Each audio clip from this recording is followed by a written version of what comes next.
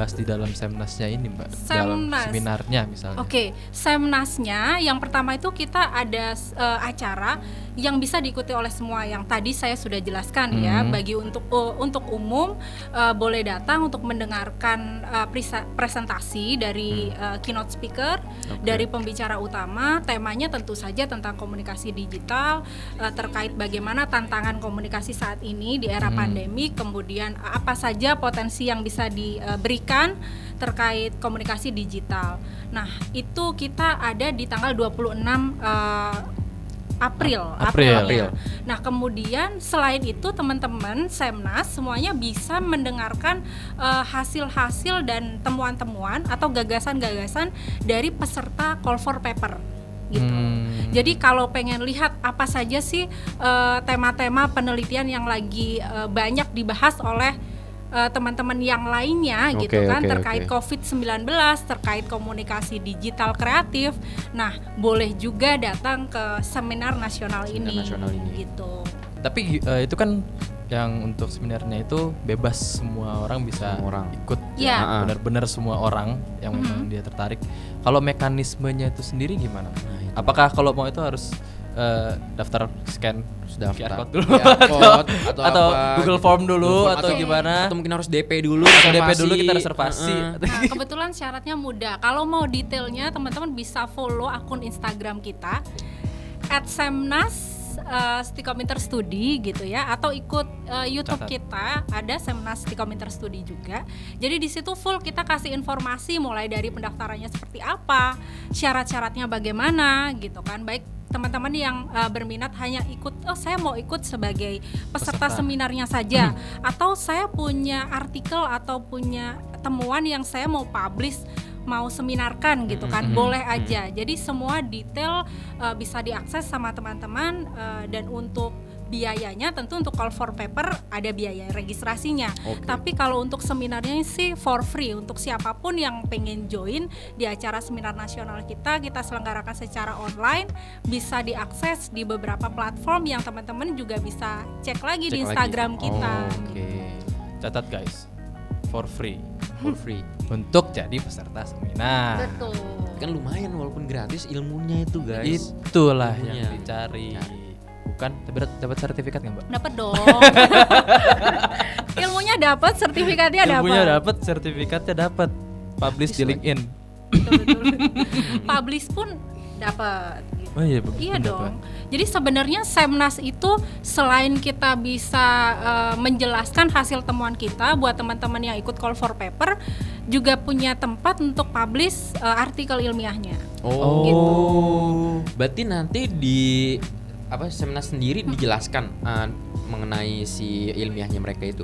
Betul, mereka punya waktu untuk presentasi, dan kita ada kategori untuk best papernya.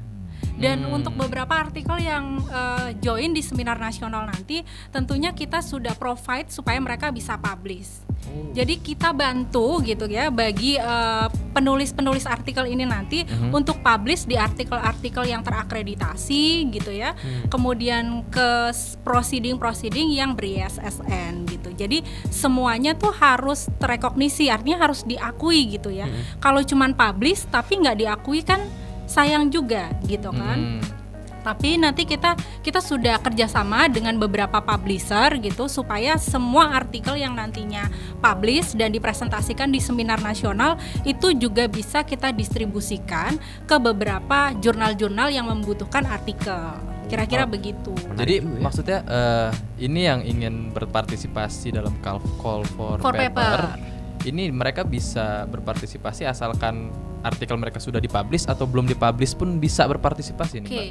Yang harus didaftarkan itu adalah artikel yang belum terpublish. Oh, yang belum terpublish. Betul. Dan kita juga sudah punya mekanisme supaya untuk memastikan bahwa semua artikel itu tentunya belum dipublish. Kita ternitin dulu nih gitu kan. Kita punya, jadi nggak semua artikel yang masuk itu kita terima loh. Artinya ada seleksi juga gitu. Oh, tetap diseleksi. Ada seleksinya bahwa untuk memastikan bahwa semua artikel-artikel yang masuk ke seminar nasional itu artikel yang berkualitas. Gitu. Ya, jadi belum terpublish. Betul, dan belum terpublish dong. Kalau sudah terpublish kita sendiri nggak boleh publish lagi. Nanti kita kena plagiarism gitu kan. Iya. Kena copyright. Yes, jadi kita pastikan etika kita mempublish itu benar. Terus artikel yang masuk itu juga harus berkualitas. Kalau nggak berkualitas kita nggak mungkin seminarkan. Kira-kira begitu. Oh, tapi kalau untuk call for paper ini atau artikel ini, apakah ada batasan tertentu untuk misalnya dari usia atau pekerjaan supaya bisa turut berpartisipasi? Misalnya apakah mahasiswa yang statusnya let's say masih mahasiswa tapi juga mereka udah boleh selama artikelnya memang bagus, atau terkhusus sama memang orang yang berpengalaman aja, misalnya akademisi atau gimana gitu gimana Mbak? Nah, kalau sebenarnya batasan untuk artikel itu tidak dibatasi pada profesi ya, nggak ada okupasi lah, misalnya harus akademisi, harus mahasiswa yang mau sidang akhir, enggak juga. Sebenarnya untuk semua kalangan lagi-lagi yang punya gagasan, punya pemikiran gitu, yang terstruktur ya, artinya yang tertulis lah. Karena kan yang mau diseminarkan itu kan artikelnya gitu. Yang penting yang jadi batasan itu adalah temanya. Ada tema-tema khusus nih yang harus masuk ke standar kita. Gitu. Ya. Salah satunya harus komunikasi, public relations, advertising, misalnya komunikasi bisnis, design communications, itu yang menjadi limitasi atau batasan untuk subtema kita gitu. Boleh dibocorin nggak Mbak? Apa tuh? Persyaratannya. Persyaratannya. Buat teman-teman barangkali kan ada yang tertarik. Wah, yang udah tertarik. Jurnal gue nih. Gue punya jurnal, kayaknya bisa nih gue publish daftarkan ke Semnas di Komputer Studi. Oke. Jadi syaratnya itu tadi ya. Yang penting satu, harus punya artikel ilmiah. Itu tadi. Jadi harus lagi-lagi yang ditanyakan adalah mau ikut Semnasnya aja atau mau ikut call for paper juga nih. Kalau ikut call for paper otomatis teman-teman Semnas harus punya artikel ilmiahnya dulu gitu untuk didaftarkan. Dan make sure bahwa artikel itu tuh sudah sesuai dengan tema yang kita arahkan. Kalau itu tidak berkaitan dengan komunikasi ya tentu kita tidak bisa accept gitu kira-kira. Kemudian yang ketiga harus lolos dong plagiasi. Plagiarism. Iya. No imitasi lah ya. Hari gini gitu kan kita pastikan semuanya itu sudah clean, sudah bebas plagiarism. Berapa persen? Harus di bawah 20%. Harus di bawah gitu. 20%. Kalau bisa 0, mantap. Lebih baik mungkin lebih baik ya. Lebih baik, betul. Mantap. Tapi sebenarnya ya kalau ngomongin 0% gitu kan, cicilan aja nggak ada yang DP 0% gitu. Ya nggak sih? Nah, artikel pun begitu kalau kita cek similarity nih sebenarnya ya. Kalau misalnya under 20, kenapa masih kita terima? Pada dasarnya tidak ada penelitian itu yang lahir begitu aja. Pasti ada previous research gitu kan. Ada penelitian terdahulunya kayak gitu. Jadi nggak mungkin bisa benar-benar pure baru. Yes. Gimana antum? Anda kenapa? Oh gitu. Apa? Saya mengingat yang kapan lagi gitu kan cicilan 0% gitu. Selain di Semnas. Berarti di bawah 20% ya? Di bawah 20%. Mungkin ada teman-teman yang tertarik, bisa aja kali ya. Tapi saya pernah lihat loh Mbak di TikTok ada yang orang dia bikin karya ilmiah dan plagiarismenya 0%. Nggak tahu deh itu karya judulnya apa. Ya? Bisa aja. Yang saya bilang itu tadi kan kita tidak harus stressful ya sampai kita harus 0% gitu. Makanya ada batas toleransi. Selama itu di bawah 20% masih make sense lah, karena kita pun mengutip pasti ada sumber terdahulunya dong. Betul. Gitu. Daftar pustaka ketika di-trace kan pasti ada. Benar. Nah, selama itu tidak melebihi 20%, so itu masih oke gitu. Oh, jadi kemungkinan 0% masih ada. Masih ada. Oke. Hari Senin udah naik.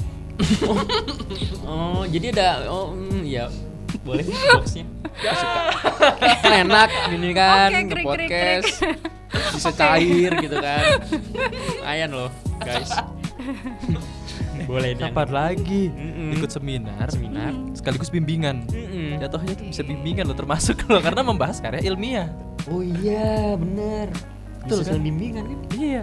Cuman masalahnya karya ilmiahnya ini tuh harus jurnal atau bebas, Mbak. Kayak bisa skripsi sama jurnal sama-sama karya ilmiah kan. Oke, ini pertanyaannya perbedaannya atau gimana nih?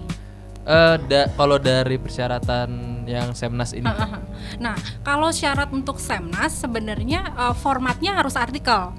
Nah, artikel. Nah, format artikelnya sebenarnya kita sudah punya guidance-nya. Jadi teman-teman nggak usah berpikir-pikir nih kira-kira artikelnya tuh bentukannya seperti apa nih gitu kan.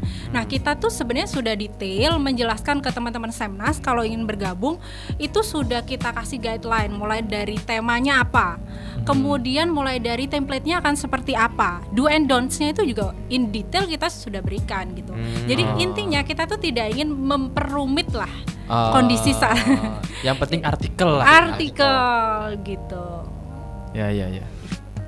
Apa? Tadi kan lu nanya mengenai apa namanya? Jurnal, skripsi. Sama skripsi. Kenapa? Itu bedanya apa sih, Mbak?